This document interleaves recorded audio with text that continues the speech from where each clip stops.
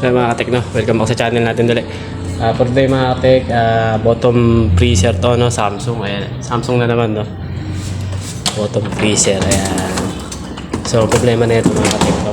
After 3 days, 3 days na matitipid ko. Bago yung mamiguli, no. 3 days mo hindi gagamitin? Oo. Hindi, after defrost, diba? So yun na mga katek, no. After defrost, tsaka siya lumalamig uli. Pero after ng defrost uli, mga ilang araw lang, titigas na siya, no? Magkakaroon na ng ice build-up. Mawawala na yung lamig. Kasi nga, ito. So, binaklasan natin mga katek, no? Pakita ko na sa inyo. Bottom freezer, Samsung. Okay. Kung makikita nyo, kakadefrost lang na ito. Kahapon na, ma'am, no? So, kahapon lang daw nila dinefrost. Pero, ang lagay niya ngayon is ganito na. So, kaya siya nagkakaganyan na mga katek, no? Dahil dito sa fan. Ayan. So, yung fan niya, maaaring fan, maaari rin yung defrost sensor, no? So, hanapin natin yung defrost sensor. Kung makikita nyo itong kulay dilaw na to. Ito. Ayan. So, check natin yung value niyan. Kasi, ano na dapat cut off na si compressor. Sobrang buong yelo na. Ayan. So, dapat cut off na si compressor. Kasi mabubukas si heater, no? Ito yung heater mga katek, ayan.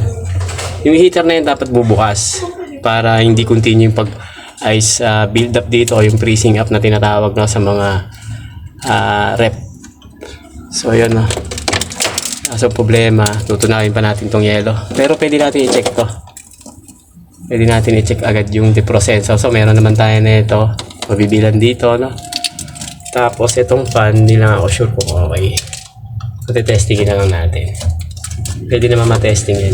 Yan, matunaw naman yung yellow, hindi naman i-stack up si fan. So parehas to sa mga fan blower ng ng Panasonic. Pwede rin to. Okay, blow okay na. Meron din siya dito. Bali dalawa pala dito mga katek. Meron siyang air return sensor, no, nandito. So i-check din natin yung value niyan. Tapos ito yung sa fan. Bali i-check natin dito is 4 na component, no. Defrost heater, fan blower, defrost sensor at saka itong air return sensor. Parehas lang naman sila ng value niyan. Kapit natin para hindi kasi tignan natin kung pag nakabukas yung pinto is gagana si fan. Kasi digital to digital panel.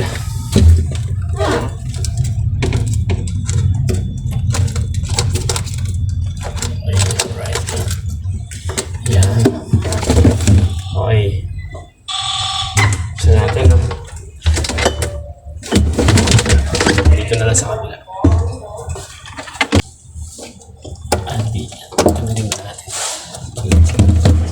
Disconnect na lang natin.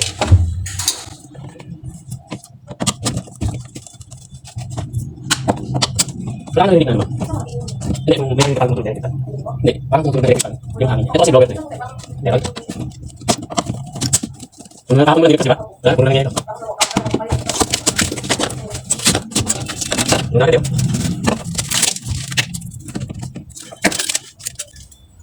Yan. Tingnan natin kung gagana si fan, ano.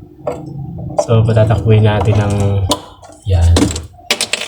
Sasarado natin yung pinto. Ayan, sasarado natin yung pinto mga katek. Para malaman natin kung gumagana. Kasi may sensor, door sensor eh. Okay, sira na rin yung pinto.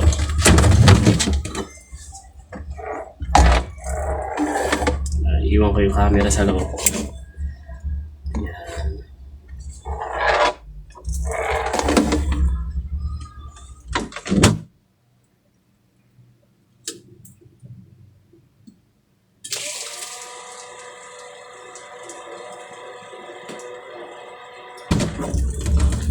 Yun. Gumagana naman. Okay, naabutan natin mga katek, no? Nakita nyo naman sa video. Sinarado kasi natin yung pinto para malaman natin. Kasi nakamagnet, nakamagnet switch, no? Pag nakasarado yung pinto. Tingnan natin kung ito kasi, Dapat kasi nagde-defrost na to eh. Tingnan natin kung bubukas si heater. Parang tingin ko hindi niya. So, check din natin mamaya yung heater. So, confirm na natin mga katek na buhay si fan. So, dito tayo sa defrost sensor, sa air return sensor, tsaka sa ano. Dito sa... tawag dyan. Puno-puno ng yelo ah. Dito tayo sa heater, no? At titingnan muna natin kung gano'n siya, no? So, sigurado to sensor. Defrost sensor to. Sana defrost sensor lang, no? Tsaka, huwag sana magka-problema yung heater kasi medyo mahirap yung heater. Kasi, order pa. Ito yung heater eh. Yun, nasa likod. So, continue natin video mga katik, no? Patatanggalin na natin yung bloke ng yelo. So, yun mga katik, no? Titik na natin yung mga sensor. Okay. Tignan natin. Itong fan confirm, okay naman to. Maandar eh, di ba? So, dito tayo sa defrost sensor. Check natin. Defrost. Nagkulay ka na ba? Nagkulay ko na pakasakit sa kanil. Defrost sensor tayo mga katik. Tsaka heater pala.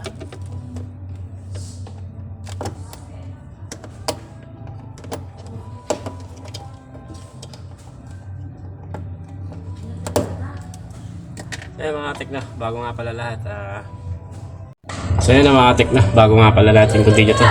Shoutout ko lang yung si Manuel Cyrus Manalo, no? Classmate ko nung elementary school, grade 5 dyan sa may Santo Niño Elementary School. Ayun.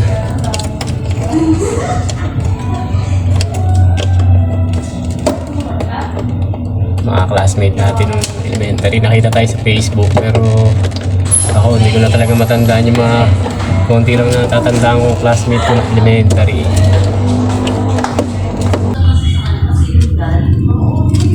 Natin na yun, may patungan. Kaso kita ba?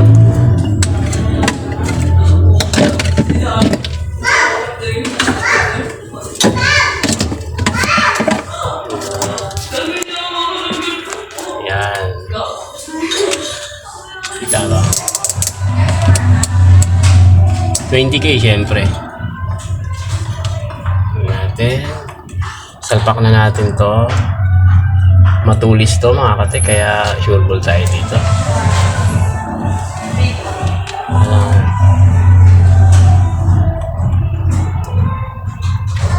Sa 40 na ako papasok. Yan.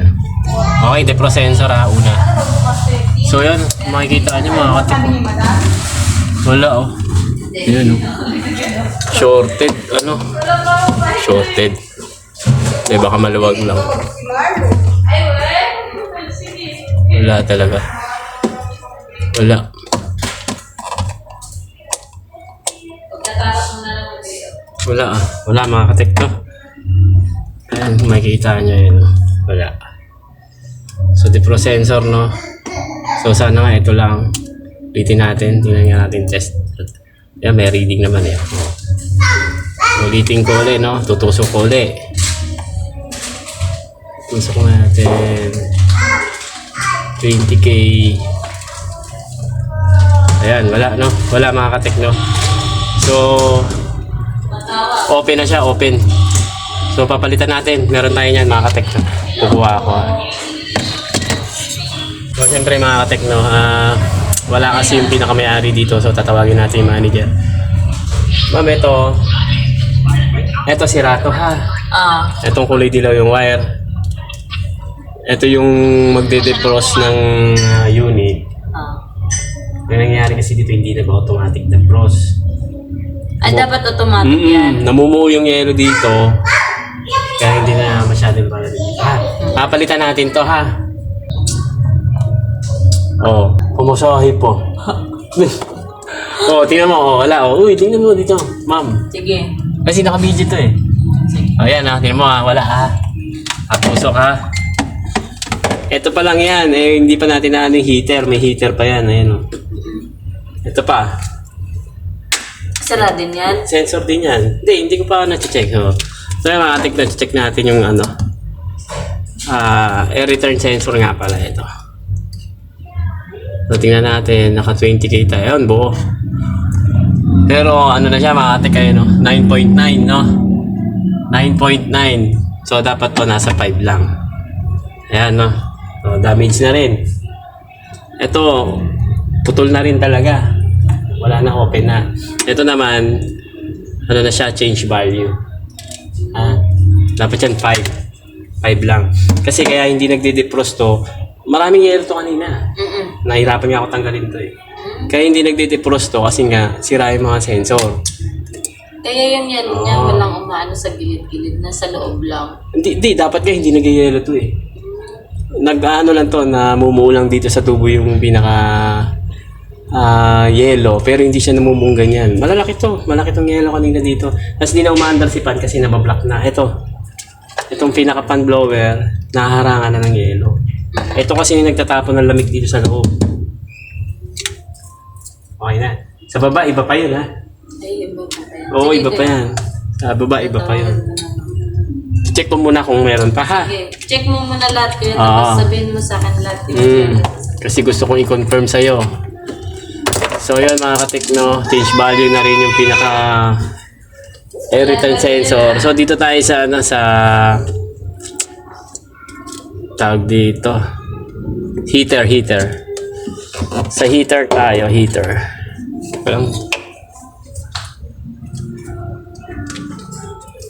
So sa heater tayo mga katekno. Inayos lang natin tester. So set natin 2,000. So yung heater is ito. Okay, para hindi magkalituhan.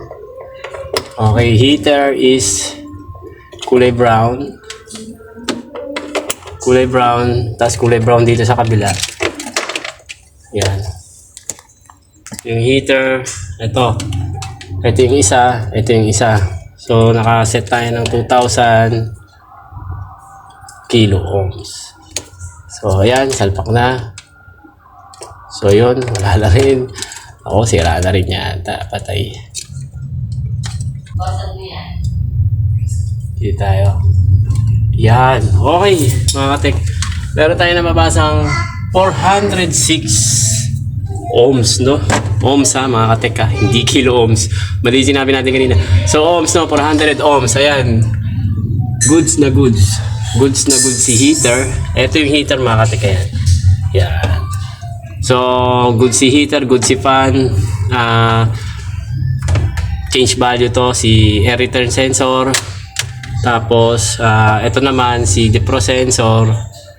Open na siya, no? Kasi wala na tayong marid kanina. So, ang natitira na lang natin mga katek is thermal fuse mga katek. Ganda na yung matanggal.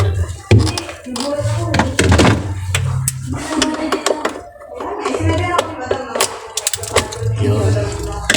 So, ito yung thermal fuse mga katek. Ito. Ayan, yung nakatago na yan. Oh. Ayan, thermal fuse yan ha. Okay, ayan yung safety ng heater. Okay. Sa thermal fuse, mga katek, pwede rin tayo sa 200 ohms. Basta may ma-reading tayo dyan, okay na yan. Pero sa analog tester, okay. Ayan, meron mga katek.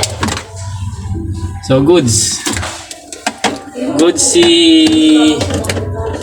si thermal fuse. Good si heater, good si fan. So, ang papalitan lang talaga natin is ito. Defrost sensor, tsaka air return sensor. Itong sensor yung papalitan natin. Alright mga katekno, papalitan natin yung dalawang sensor na yun. Ito, bago yung dala natin. Siyempre sinabi natin so sa customer natin. No? Ayan, bago, no? Bago to. Mo-order talaga tayo niyan para ready tayo lagi.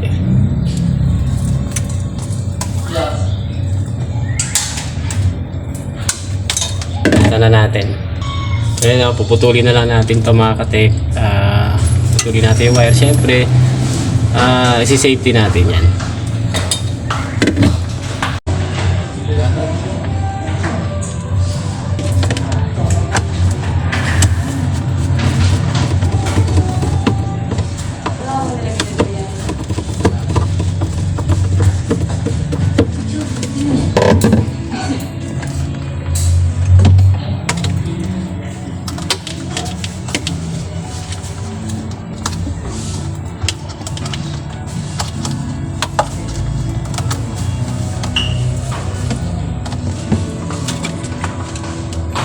Ayun, mga katik na. Pinalitan na natin ng air return sensor. Ito, bago na. Makikita nyo naman may tape. Tapos, itong defrost sensor, no? Change value na yung dalawa na. Ay, yung isa pala change value. Yung isa, defrost sensor.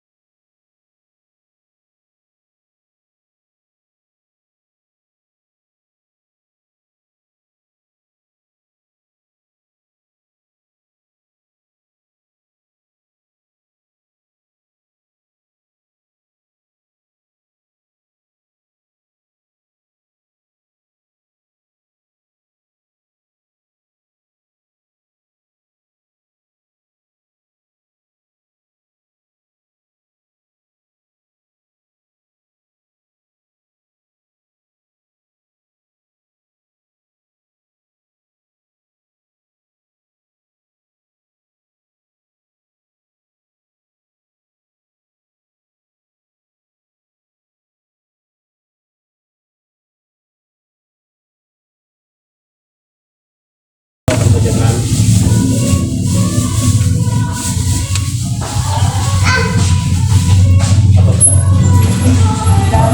Lalim. So, ito na mga katik. Malapit na tayo. I-ano lang natin to kasi para safety.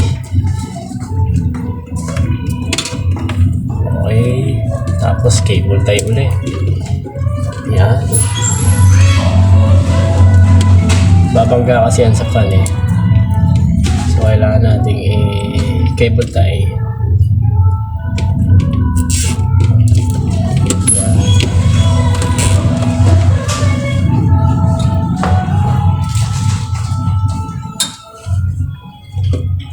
Hindi po namin gagawin. Hindi, bubuksan to. Pwede na pong bukas. Oo. Hindi lang pwede po.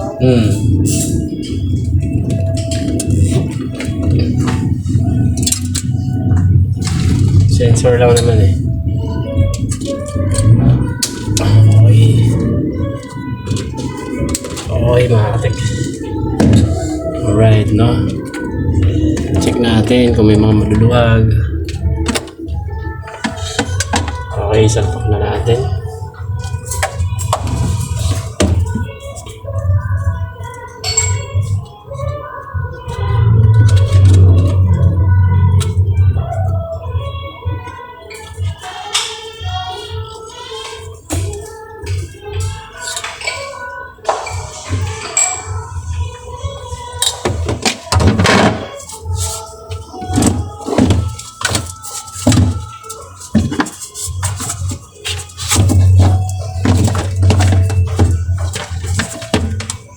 Tikat na ito.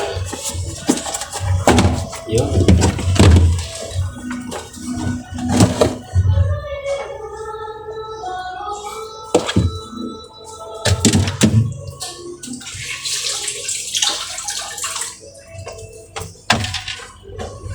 O nga pala mga katekno, kung makikita niyo yung fan, di ba? Nandito sa gilid yung ano niya. Ito. Ito yung hangin, no? Ayan, napakaliit. Napakaliit ng air passage niya. Dito na ako. Ayan, no? Ayan lang, dalawa. Tapos return niya, ito. Ito yung return niya. Ganun lang kasimple.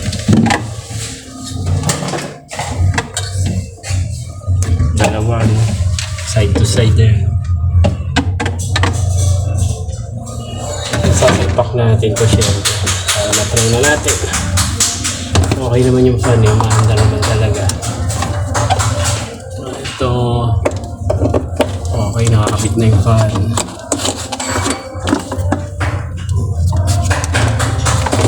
May mga gumawa na siguro din ito.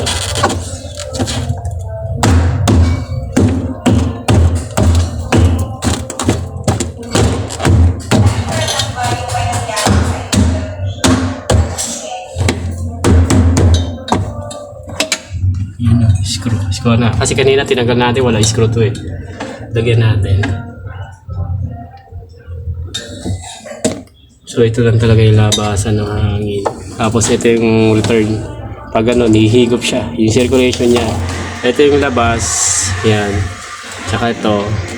Tapos ito yung return.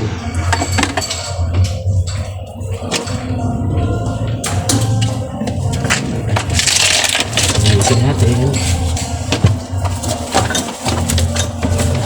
Yan.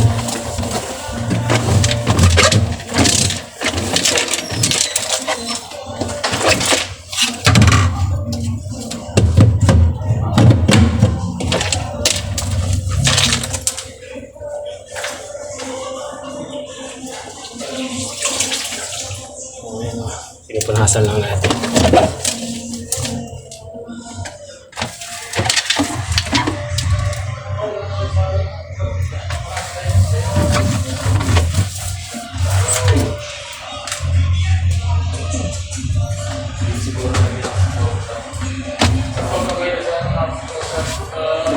So ayan mga katekno, tornilyo na lang tapos testingin natin. So ito, ayan mga katekno, lilinisan din natin yan. Ayan. Ito gawin natin, tagalin natin yung tubig. So ganito na yan. So ayan mga katekno, sinaksak na natin tong ginagawa natin side by side door na Samsung bottom freezer, no? So leading ko dito tayo nagka-problema, no? So yun, no, bilis lumamig, tsaka may fan na siya pagka ano.